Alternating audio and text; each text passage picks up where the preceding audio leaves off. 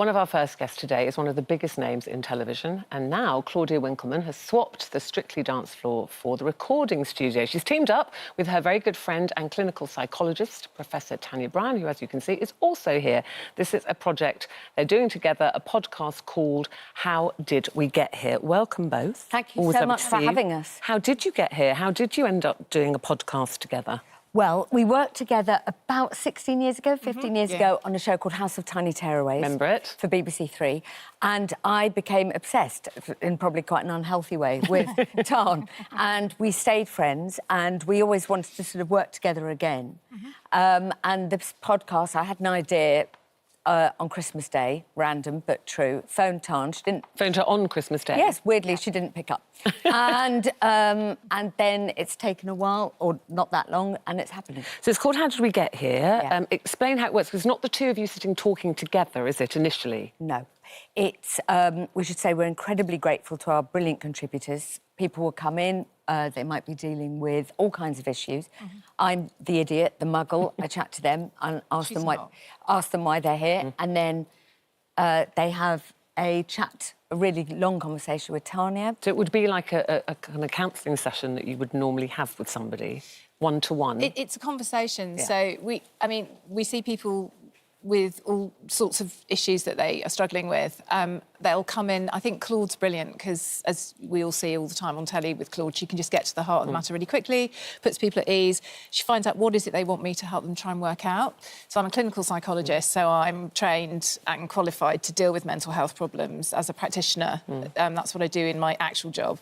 So Claude will get to the heart of the problem, and then they'll have a conversation with me. And it's not often what people think it is. Where are you at this point when they're talking to Tanya? I'm in another room. I'm listening, making notes. I mean, when I say notes, just like, what does that mean? What's the amygdala? Or what's the prefrontal lobe? You know, all of these things. And then I'll go in and talk to Tan.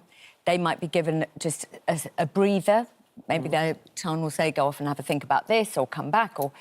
what kind of issues, without being, you know, well, taking people's privacy away, but... No, and also they're anonymous, we changed their names. So the first boy we had was called Jack. He was estranged from his father. We've had people with PTSD. People who are just new mums and struggling. We had a wonderful couple who came in who have got 2 children. They only wanted to do what mummy said, and they only wanted to be with mummy. We've got the impact of childhood trauma on being a parent, issues around relationships. But it's, for me, as a clinician, it's more about why. Why are you struggling with what you're struggling with? And there's always a story. So fundamentally, people tell us their stories, which is, I think, what we're both really fascinated by. And it's... And if one person's suffering from this, everybody's suffering from this. It's irrelevant to everyone's life. And even if that isn't your particular... Even if you go, hold on, I mean, the outpouring of love we've had for this is more than... Normally, people would stop me and go, oh, do you like a rumba? And people are just talking to me about this, which is phenomenal. So even if that particular thing you're not going through, you'll know somebody who is, or you take something away. You take it away with you, which is what you said when you worked together initially. You said you were watching Tanya with these little children, kind of absorbing that for your own parenting. Everything. I mean, it is a privilege and an honour, honestly, to listen to Tanya work, because she's... Claude. No, she doesn't like it when I'm nice. Because she is forensic. And people drop clues, even if they don't realising they're dropping clues. And often the first thing they've said to me, I need a problem with this. And me and Tan will pass in the corridor. I go, I know the problem. Just tell them about this. And I've never once been right. So often people, they're kind of masking it, and then you get to the bottom of what's really bothering them. It's not... I don't know if it's masking so much. I think it's just sometimes you need help to kind of look at things from a different angle. I think also for some people there are mental health issues that sit behind it. You know, we're very quick to judge, aren't we, around issues around mental health and vulnerability. And I think it's actually just having a sort of the ability to step back and ask questions. And there's a lot of clinical stuff there as well. Lots of people who struggle with anxiety, clinical depression, and those sorts of things. So it's just a helpful way to try and help people untangle what's got them confused so they can't really work out. It's interesting you say we're very quick to judge. I think we used to be very quick to judge, and then everybody now talks about mental health. I now just assume everybody's got a mental health issue.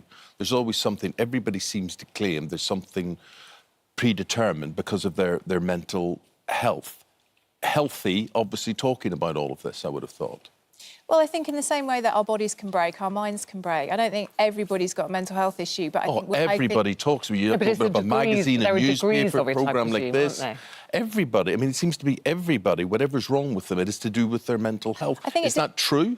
Well, I think it depends who you're talking to. I think if you would talk to someone like me, I'm a clinician, you know, so I would talk about mental health from a clinical perspective.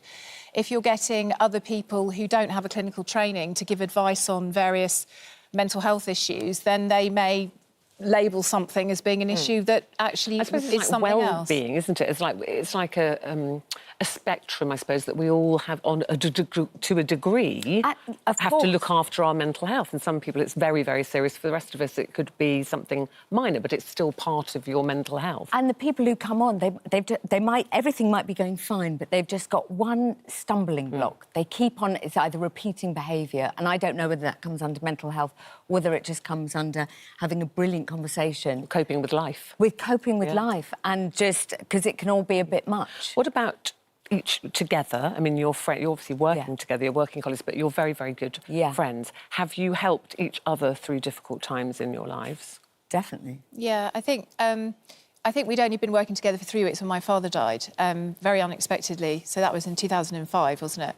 And my sister called me to tell me, and Claude was standing next to me, so she didn't really have a choice but to be really supportive, and she was incredibly supportive. So I think that's sort of when I realised, you know, that she was someone I wanted to have as a friend. I suppose that's... and then you also had, you know, a time in your life when I supported you, and I think that's our friendship. And I think that's kind of, in a way, how we got to spending a lot of time in each other's kitchens, just talking about mental health and well-being and the stories. We're both fascinated in people's stories. And the other thing, I suppose, Claudia, you know, you're on the television, everybody, you see you're being very happy and out there.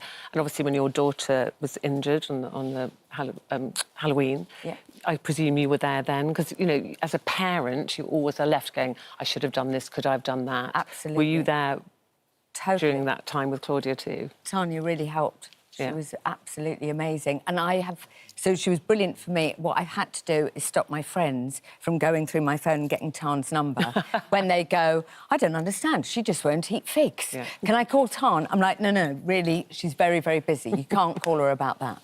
So there are 12 episodes altogether, 7 already out there that people can download. And people are being so lovely. So can we just say to everybody who has got in touch with us, just thank you, because we just did it thinking, well, our parents, you know, our families will listen, maybe 3 mates, and we'll have a lovely time working together, and we're just amazed at where it is in the chart. And also, people, it's word of mouth, isn't it? Yeah. You said that somebody might not be going through that particular problem, but they know a friend who is, or they pass that on.